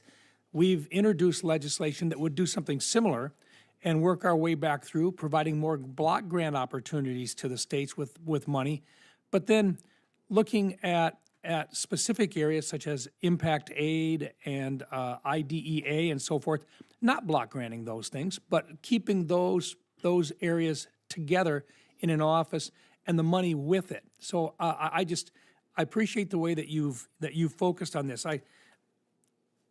I am concerned, as most of the people on this committee are, with regards to the direction that education has been going nationally since the creation of the Education Department. The latest scores from the National Assessment for Educational Progress, they're really kind of a national embarrassment. 2/3 of our nation's fourth graders can't read proficiently. Even worse, 1/3 of eighth graders scored below basic, the highest percentage ever recorded. That means these kids can't identify basic literary elements in a text. In math, the gap between high and low performing students is the widest it's ever been. The Department of Education was originally created to collect education data and advise state and local organizations on best practices, but it's really become a place until you came into the picture where it was a top-down direction-giving program. I like the approach that you're taking in returning it back to the states. Can you, just in a broad sense, would you like to share a little bit about what your vision is in terms of what the Department of Education should be like as opposed to what it was when you found it, in terms of listening to the states and empowering the states, but not necessarily telling the states what they're supposed to do in a one-size-fits-all model? Well, to your point, sir, in this proposed budget is $2 billion that would go as a block grant to states through a formula that'll be worked on. What this will allow states to do that don't always participate in grant making because maybe they don't have enough money to hire grant writers, et cetera, but now all states will participate in money coming from this $2 billion. And then governors, state superintendents, state school boards will decide how this money should be spent in their state, where the greatest needs are. whether that's in rural communities, whatever those programs are, they will be deciding how to spend that money. It is a reduction in the total amount of dollars that are going. There are some programs that the department has looked at that we've eliminated. We've also condensed about 17 programs into this block process. So I think there is opportunity for states, to take on this responsibility. And as a reminder, as you're aware, states provide about 93% of their own education budget. So the amount that comes from, the federal government is small by total comparison of the money that is spent in each state, for its education process. So I think the government wants to continue through Title I-A funding. We're recommending that's level funded. IDEA, we have, through our budget, proposed the greatest increase in a long time, $500 million for IDEA funding. And that includes $50 million for infants and children in their programs so that they're ready to accept these children who might have disabilities at birth or very early on. Well, so I think that the Madam, administration is showing that we're very concerned about our children and about education across the board. I appreciate your comments on it. I'm going to run out of time, but I did want to just identify one more item and that's impact aid. It's really important because that's the money that comes back to the states to replace what would otherwise have been property tax dollars and so forth that were found for like an area where on a Native American reservation or in an Air Force base where it's the assistance to an area that may have federal lands that otherwise aren't taxed. And impact aid is really important to some of our more rural states like South Dakota. And I think one of the questions had been if it was to be delivered back out, would you keep it with a particular other department in terms of an agreement or an operational plan? Do you know where impact aid might end up, or would you keep it within the Department of Education? We haven't determined that. Happy to get back to you on that. However, I want you to know that the impact aid dollars are going out on time where they're supposed to go. Excellent, excellent. And that takes a load off of a lot of these smaller school districts that really rely on that impact aid. Yes. I thank you for the attention to that matter. Thank you. Thank you. Thank you, Madam Chair. Thank you. Senator Reed. Thank you, Madam Chairman. Welcome, Madam Secretary. We spoke last week, and thank you for the call. And you indicated that literacy and numeracy were some of your top objectives. But as we look at this budget, we have seen you taking $6.5 billion in literacy programs and numeracy programs, and then cramming them into a $2 billion block grant. That doesn't make a lot of sense to me because these programs are very, very effective, and they've also been in sort of benefit from the experience and their deployment throughout the country. So it seems to me that literacy is not a priority with this administration. I'd have to disagree in that the one grant program that we are proposing would require states to reserve 25% for literacy education and 25% for numeracy education. So there's clearly the emphasis on continuing to adopt those programs. Well, I'm doing some quick math. It's 25% for literacy? And 25% of... Okay. That's a small fraction of the $6.5 billion we currently spend for literacy right now. I would have to object, sir. We're not spending $6.5 billion on literacy. If that were the case, our children could read. No. They're going through a lot of other programs in this country that are not related to reading and doing math. Well, I mean, I think that if you look at places like Mississippi, Tennessee, Louisiana, or my home state, they've benefited from these programs. All the programs that I mentioned, and they all are involved with literacy and numeracy. And in fact, last year, many states saw their comprehensive literacy development state grants pause with threats of cancellation by you because of this DEI factor. And again, that counters the idea that we have to get all in on literacy, which I believe we do. I mean, it's almost like the Defense Department coming up and say we have to build more ships by cutting our shipbuilding. You and I just have to disagree on the program and what is put forth. It states innovation. Mississippi, Louisiana, Florida, Texas, Tennessee, Idaho, Iowa, that are adopting programs. They've used all these grants, Madam Secretary. They have used some of it, yes, but the primary dollars came from them, and they will still get this money. Because the grants that come into their state, their governors will then decide how to spend that money. It'll be less money, just do the math. Well, it will be less money, but the governors will determine how to spend the preponderance of that money that comes into their state, and they're still going to have their own budgets of 90 to 93% of what they are funding on their own. And that budget will be affected dramatically by the big, beautiful bill.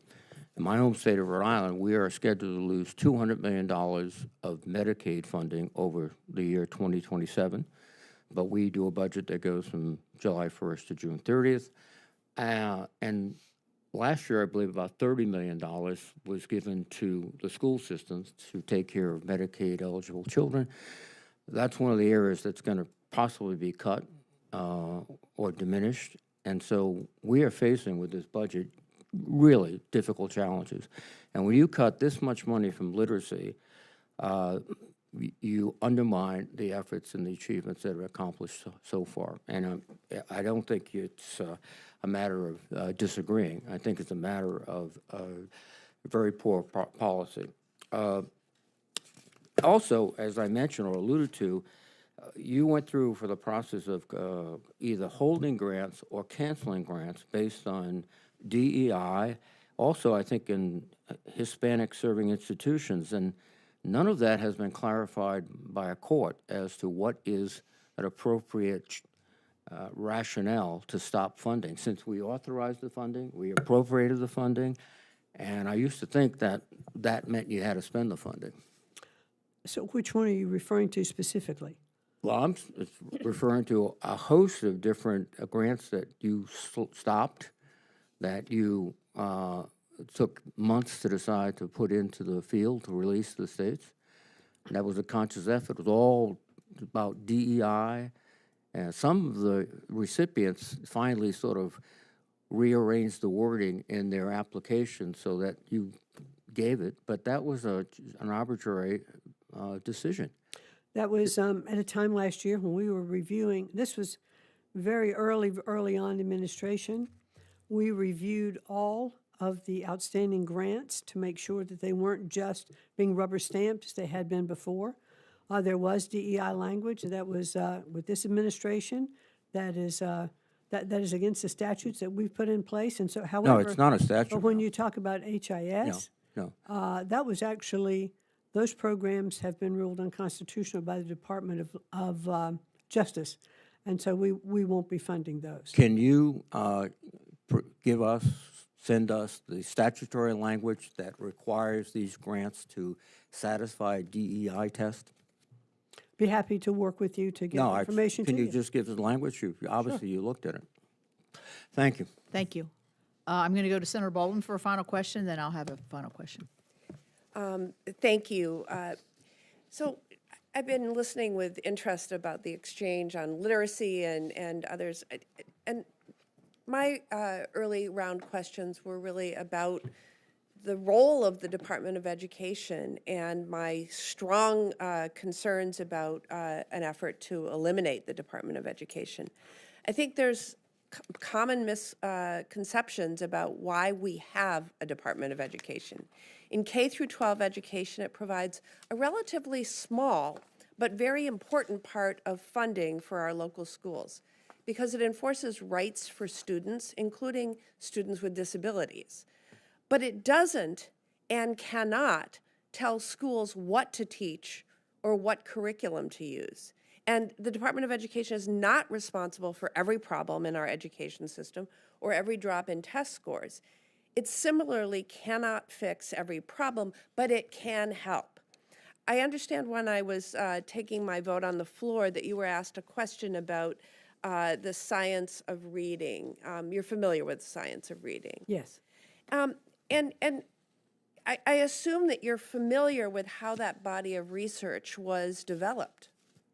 In the late 1990s, Congress asked the director of the National Institute of Child Health and Human Development, in consultation with the Secretary of Education, to convene a national panel to assess the research on how children learn to read. And the resulting report was based on a review of 100,000 studies on K through 3 grade literacy and released in the year 2000. And that was the basis for what became known as the science of reading, and the research has continued to develop. These are not things that can be done by local school districts. These are things that require national leadership. And so how has the Department of Education supported the implementation of approaches like the science of reading? What we are trying to do is to make sure that those states that have introduced the science of reading in their programs, that information can be delivered to other states. And I think that's, really important to see the successes that have happened in these other states. I couldn't agree more, and that's why we need a Department of Education. Look, the point is that the Department of Education has supported this work. And that's not me saying it. I think about Mississippi. It's one of those states that has managed to implement changes to improve student outcomes. It was described by some as a miracle. But the the state superintendent in Mississippi credited the Department of Education in helping them implement the reforms to improve student outcomes. She said, quote, "They helped us develop resources that our teachers could use, that our leaders could use. If there was something that we wanted to have evaluated programmatically, they would come in and evaluate that for us to inform our decision making." I mean, I can't say enough about how important they, meaning the Department of Education, were, adding it's just this amazing group of researchers and content area specialists. And that's just one example of what would be at risk as this administration tries to eliminate the Department of Education. So, I believe the ultimate goal is to significantly cut and eliminate federal funding for schools. But in the meantime, it means needlessly taking away important student support like this one from states and school districts. One last comment, Madam Chair. I heard the exchange between you and Senator Murphy about the Office of Civil Rights funding, and I just want to state for the record, these are the facts. The fiscal year 2026 budget for the Department of Education Office of Civil Rights is $140 million. The fiscal year 27 request is $91 million. That would be a $49 million or 35% cut, as Senator Murphy said. I yield back. Well, thank you, Secretary McMahon, for being here. I will say in comments on the Office of Civil Rights, I think, as Senator Britt very passionately explained, the lack of protection for students on the Brown campus.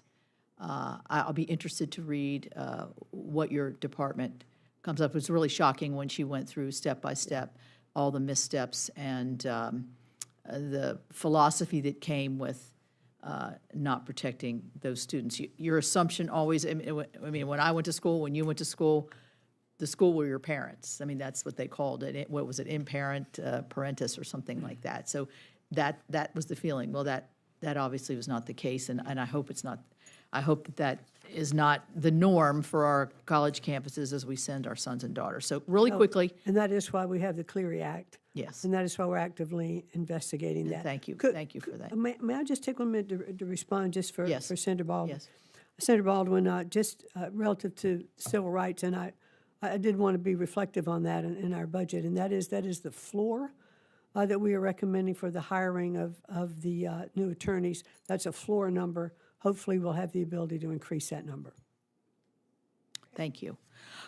Just really quickly, I want to put on your radar screen, because I think this falls within the bucket of the $2 billion Make Education Great Again. And you know this is a program that's important to me. Living in a rural state, we're trying to get our parents to work, and we're trying to have a full workforce. Well, one of the challenges for every parent with school-age children is, what do you do once they leave the classroom, when they're so young and they can't obviously take care of themselves at home and shouldn't be. And that's the 21st Century Community Learning Centers. In our state, they play a great role and really fill the gaps, because there's not enough child care everywhere, we know that, but certainly the after-school care is really hard to get. So I would, we've heard a lot from parents and teachers and school leaders that this is a critical need for us. So I see that it includes putting it into the mega grant. Is the proposition that that the states will make the determination as to how important this program is for them? Because how would this change in funding mechanisms really impact our local after-school programs? It would be up to the states to see if this is where they have their need and to spend their money on those programs. Okay. With that, let me get my little closing script out here.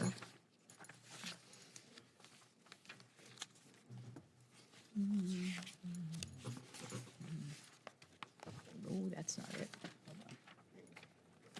What would we do without people who passed us papers when we weren't really sure? My closing script. This ends our hearing today. I'd like to thank my fellow committee members. I thought we had a good turnout, thoughtful conversation, and a thank you again to Secretary McMahon. For any senators who wish to ask additional questions for the records will be due May 5th. The hearing record, which will remain open until then for members who wish to submit additional records for additional materials for the record. The subcommittee will now stand in recess, and thank you.